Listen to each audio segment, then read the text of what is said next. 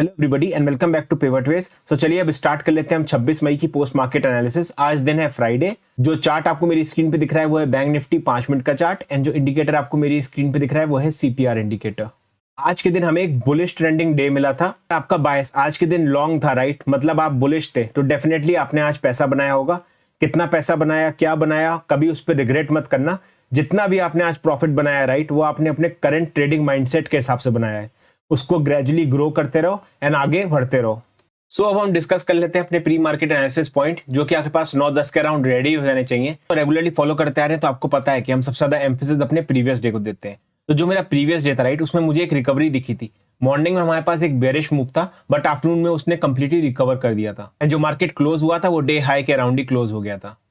And जो second observation है कि हमारा मार्केट फ्लैट ओपन हो रहा था, वो एक cluster of resistances and support के बीच में फंसा हुआ था। सो इन पॉइंट्स के बेसिस पे, राइट, मेरा ट्रेड प्लान क्या निकल के आता है वो अब डिस्कस करते हैं। सो ट्रेड प्लान ये था कि अगर मेरा मॉर्निंग में ही मुझे ग्रीन कैंडल्स दिखती है, राइट, ऊपर की तरफ जाता है तो मल्टीपल रेजिस्टेंस है एंड हमें प्रॉफिट बुकिंग दिख सकती है। उसका बेसिक रीजन ये है, इन्होंने भी यहाँ पे लॉन्ग पोजीशंस बनाई हुई है, राइट, वो अपना प्रॉफिट बुकिंग करेंगे। सेकंड ऑब्जर्वेशन ये थी कि अगर मेरा मार्केट होल्ड कर जाता है, फॉर एग्जाम्पल अगर वो इसी जोन में रह जाता है, राइट, तब मुझे उसका प्राइस एक्शन देखना है किस तरीके से बनता है, क्योंकि यहाँ पे जो मेरे इधर के पार्टिसिपेंट्स हैं, राइट, जिन्होंने यहाँ पे लॉन्ग बनाया हुआ है वो नर्वस हो जाएंगे। तो यहाँ पे हो सकता है हमें प्रॉफिट बुकिंग दिखने लग जाए और लॉन्ग पोजीशंस बनती भी रहे एंड मार्केट साइडवेज जा सकता है। ये रेफरेंस मैंने लिया था 22 मई से। अगर मैं आपको उसका चार्ट अभी दिखाता हूँ तो ये है हमारा 22 मई का चार्ट। एग्जैक्टली सेम पैटर्न हुआ। मार्केट ने यहाँ पे हमें वी रिकवरी दी थी, आफ्टरनून में हमें एक शॉर्ट कवरिंग दिखी थी।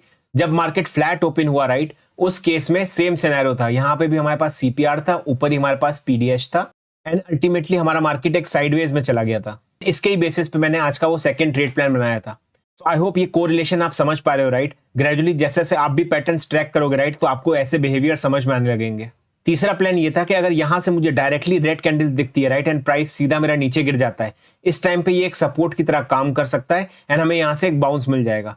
अगर उसको ये सपोर्ट जोन तोड़ना है तो उसको लोअर हाइज बना के आना पड़ेगा एंड एक ट्रेंड में आके वो ये तोड़ सकता है। आई होप ये ट्रेड प्लान सब आपको क्लियर हो गए होंगे एंड इनके पीछे का लॉजिक भी। तो अब हम डिस्कस कर लेते हैं पहले 15 मिनट का प्राइस एक्शन। यहाँ पे आपको एक ऑरेंज जोन मार्क दिख रहा है, ये बेसिकली वर्जिन सीपीआर है पिछले दिन का। इसको मैं सिर्फ अपने मॉर्निंग सेशन के लिए ही कंसिडर करता हूँ, तो इसलिए बस यहाँ मार्क्ड है। एंड जैसे ये फर्स्ट कैंडल ने इसको ब्रीच कर दिया था, राइट, इसके बाद मैंने ये जोन हटा भी दिया था अपने चार्ट में से। अगर ये मैं फर्स्ट रेड कैंडल की साइकोलॉजी समझूं, ये सेम वही है जो मैंने आपको 22 मई को भी समझाई थी।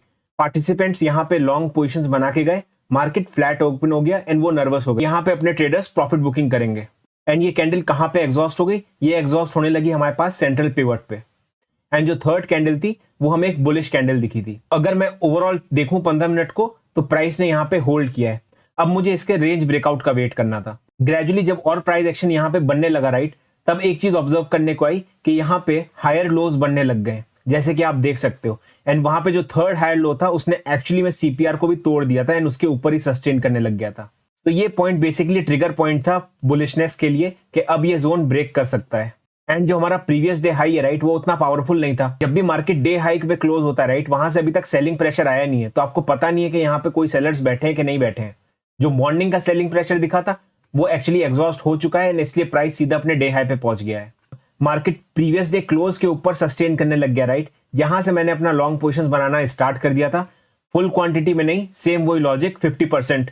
एंड 50% ऐड कहां पे किया? जब market almost 20 minute, right, previous day high के ऊपर परसिस्ट कर रहा था, क्योंकि वहां पे हमारे पास एक स्ट्रॉन्ग बुलिश कैंडल से ब्रेकआउट मिला था इसका। कल आपको सेगमेंट्स बताए थे 1, 2 एंड 3 एंड मैंने आपको बताया था कि अगर मार्केट को इन तीनों सेगमेंट्स में बुलिश रहना है, राइट, तो उसको किस तरीके से काम करना पड़ता है? उसको छोटी छोटी कैंडल्स बना के जाना होता है। एंड यहाँ पे आपको वही छोटी छोटी कैंडल्स दिख रही है हर जगह।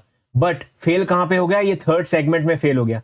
थर्ड सेगमेंट में जब हमें बड़ी बड़ी कैंडल्स दिखने लग गई, राइट, उसके बाद आप देखो प्राइस साइडवेज हो गया। बट अगर यहाँ पे भी हमें इसी तरीके से छोटी छोटी कैंडल से मूवमेंट मिलता, राइट, तो हो सकता है कि थर्ड सेक्टर भी हमारे पास बुलिश होता। क्वेश्चन आता है कि यहाँ पे अगर कोई लॉन्ग पोजीशन बना रहा है तो प्रॉफिट बुक कहां करे?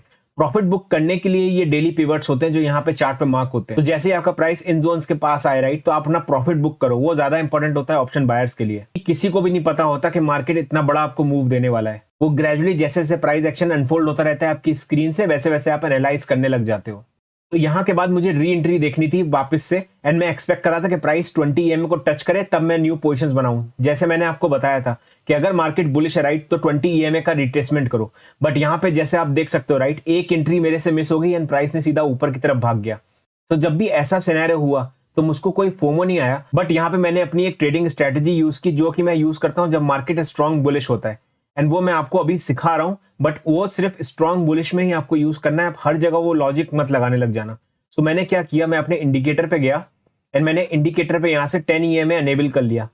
फिर जब मैंने 10 EMA अनेबल किया तो मैंने देखा प्राइस कितना इसको रिस्पेक्ट कर रहा है, हर बार यहीं से बाउंस कर रहा है क्योंकि ट्रेंड स्ट्रॉन्ग है एंड 20 EMA तक रिट्रेस नहीं कर रहा है। जब प्राइस यहाँ पे आके होल्ड करने लगा राइट, आप देख रहे हो यहाँ पे पूरी एक रेंज बन रही है, तो यहाँ पे ग्रेजुअली लॉन्ग पोजीशंस बना के वापस से एग्जिट किया। अब ये वाला एग्जिट कहाँ हुआ था, एक यहाँ पे एग्जिट हुआ था एंड एक यहाँ पे एग्जिट हुआ था, एंड इसके बाद मेरा ट्रेडिंग टर्मिनल क्लोज हो गया था। बेसिक रीजन ये है कि मैंने आपको बताया हुआ है कि राउंड नंबर्स हमारे पास इतना इंपॉर्टेंट काम नहीं करते हैं फ्राइडे के दिन, बट सिंस ये जो 44,000 का राउंड नंबर है रहा, यहाँ पे मल्टीपल टाइम्स रेजिस्टेंस फेस हुआ है, तो साइकोलॉजिकली अभी भी ये ह्यूमन बिहेवियर या ट्रेडर्स के बिहेवियर में राइट अभी भी कहीं ना कहीं ये टैग्ड है कि यहाँ पे बेरिश प्रेशर आएगा। एंड अगर आप देख रहे हो राइट, प्राइस वहीं कंसोलिडेट करने लग गया। बट ये एक्सपेक्टेड बिहेवियर होता है आफ्टर दो, क्योंकि क्या होता है कि आप लोगों को अपना प्रॉफिट बुकिंग करना होता है। अब जब मैंने यहाँ पे सेकंड एंट्री ली थी राइट, मुझको नहीं पता था कि मार्केट सीधा यहाँ जाएगा। मेरी एक्सपेक्टेशन थी कि मार्केट वापस से यहाँ पे जाएगा, कुछ कंसोलिडेट करेगा एंड फिर ऊपर जाएगा, बट यहाँ पे सीधा भाग गया था मार्केट। सो यही मैं आपको हमेशा समझाता हूं कि आपको चीजें पता नहीं होती हैं किस तरीके से बनेंगी चार्ट पे, आपको सिर्फ अपने रूल्स फॉलो करने होते हैं एंड रिवॉर्ड्स मार्केट के हाथ में होता है, चाहे तो वो आपको रिवॉर्ड दे या आपका स्टॉप लॉस लेके जाए।